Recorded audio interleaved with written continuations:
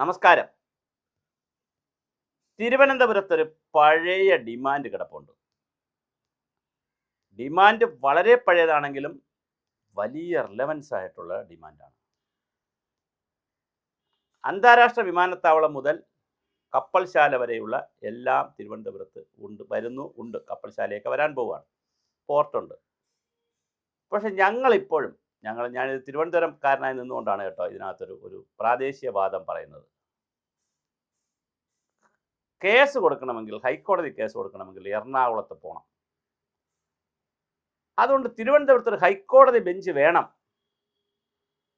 ഒരു single ബെഞ്ചോ division ബെഞ്ചോ തിരുവനന്തപുരത്ത് തുറക്കണം ഹൈക്കോടതിയുടെ എന്ന് നൂറ്റാണ്ടുകളായുള്ള ആഗ്രഹമാണ്.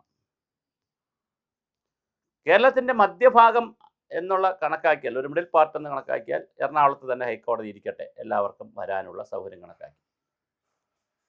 പക്ഷേ ഗവൺമെൻറ്റിനെതിരെയുള്ള കേസിൽ കോടിക്കണക്കിന് രൂപയാണ് കേരള സർക്കാരിന് നഷ്ടം.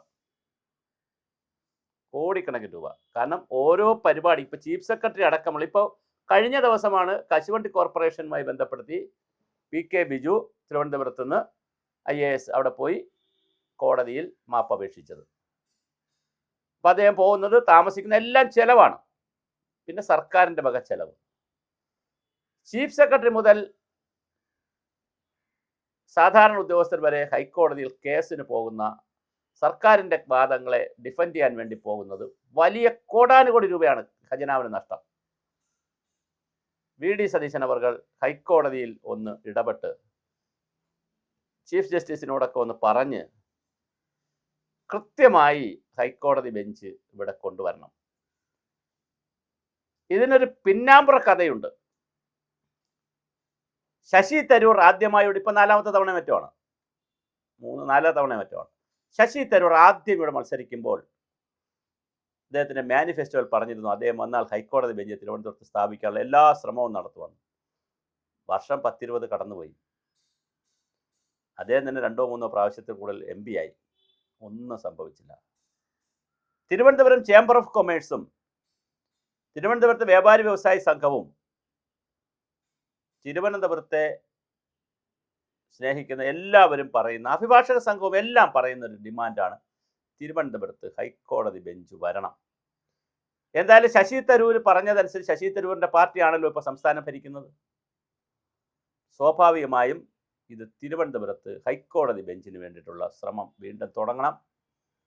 അത് ഒരനിവാര്യതയാണ്. രാജ്യത്ത് ഒരുപാട് സ്ഥലങ്ങളിൽ ഇതുപോലെ അനുവദിച്ചിട്ടുണ്ട്. ചെന്നൈ ഹൈക്കോടതിക്ക് മധുരയിൽ ബെഞ്ചുണ്ട്.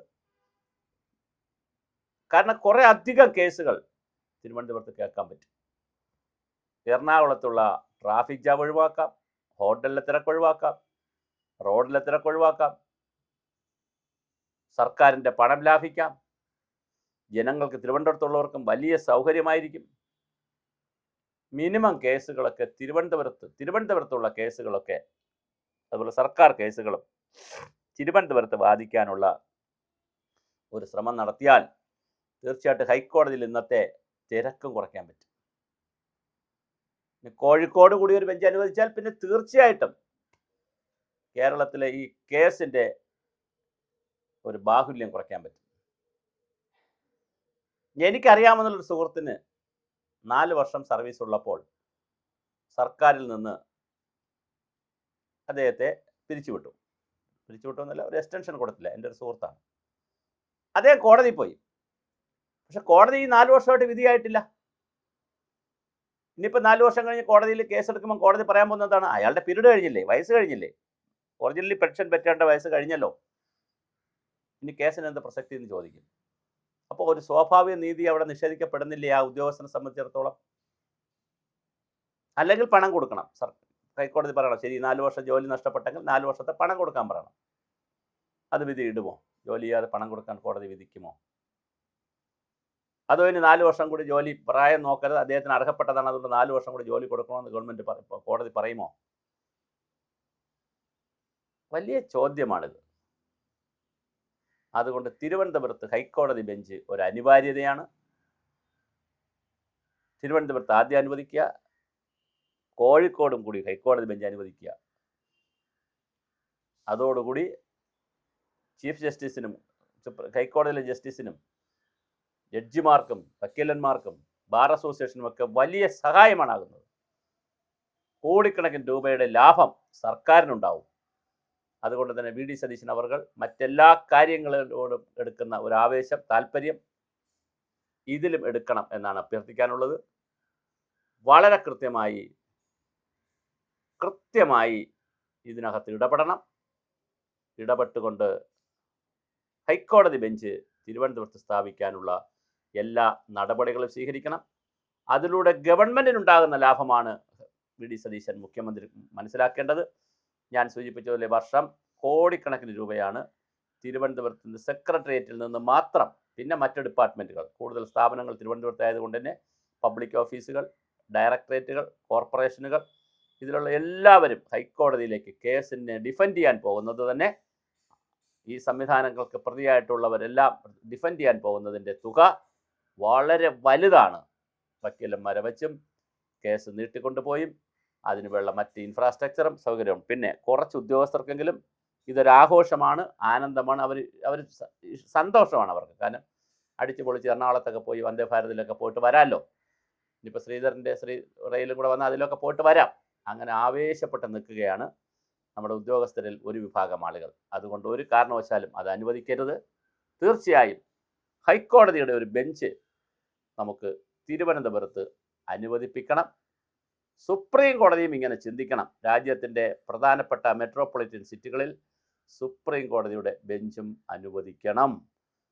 ഈ രാജ്യത്തെ 140 കോടി ജനങ്ങളും സുപ്രീം കോടതി പോയി, ഡൽഹിയിലിരിക്കുന്ന സുപ്രീം കോടതി പോയി നീതി തേടണം എന്ന് പറഞ്ഞാൽ നീതി നിഷേധം കൂടിയാണത്.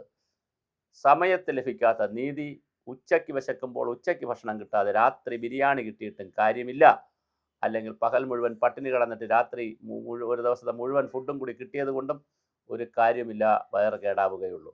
അപ്പോൾ അതുകൊണ്ട് അപ്പോൾ കിട്ടുന്നത് അപ്പോൾ കിട്ടാൻ വേണ്ടി സുപ്രീം കോടതിയുടെ ബെഞ്ചുകളും രാജ്യത്തിൻ്റെ ഏറ്റവും പ്രധാനപ്പെട്ട പട്ടണങ്ങളിൽ, കൽക്കട്ടയിലും ബോംബെയിലും മദ്രാസിലും കേരളത്തിലും അടക്കമുള്ള വളരെ പ്രധാനപ്പെട്ട പട്ടണങ്ങളിൽ ഇത് സ്ഥാപിക്കുന്നതിനെക്കുറിച്ച് സുപ്രീം കോടതിയും ചിന്തിക്കുക. ഇപ്പോൾ ഗ്രീൻ ട്രിബ്യൂണലിനൊക്കെ ഒത്തിരി സംവിധാനങ്ങളുണ്ട്. അതുപോലെ തന്നെ ഗ്രീൻ ട്രിബ്യൂണലിൻ്റെ ബെഞ്ച് കേരളത്തിൽ ആരംഭിക്കണം. അതിപ്പോൾ മദ്രാസിലാണ് ആ ബെഞ്ചുള്ളത്. അതിൻ്റെ പരിമിതികൾ വളരെ വലുതാണ്. കാരണം കേരളം വലിയ പാരിസ്ഥിതികമായ ഒരുപാട് പ്രശ്നങ്ങളും കേസുകളുമായി കിടക്കുകയാണ്. ആ കേസുകൾ അതിലും വിധി വരാൻ, അപ്പോൾ ഇതിൻ്റെ ഒരു നിയമവ്യവസ്ഥയ്ക്കകത്ത്, ജുഡീഷ്യൽ സിസ്റ്റത്തിനകത്തുള്ള ഈ വികേന്ദ്രീകരണത്തെക്കുറിച്ച് വി ഡി സതീശൻ ഗൗരവമായി ആലോചിക്കുക. നമുക്ക് തിരുവനന്തപുരം ഹൈക്കോടതി ബെഞ്ചിൽ നിന്ന് തുടങ്ങാം.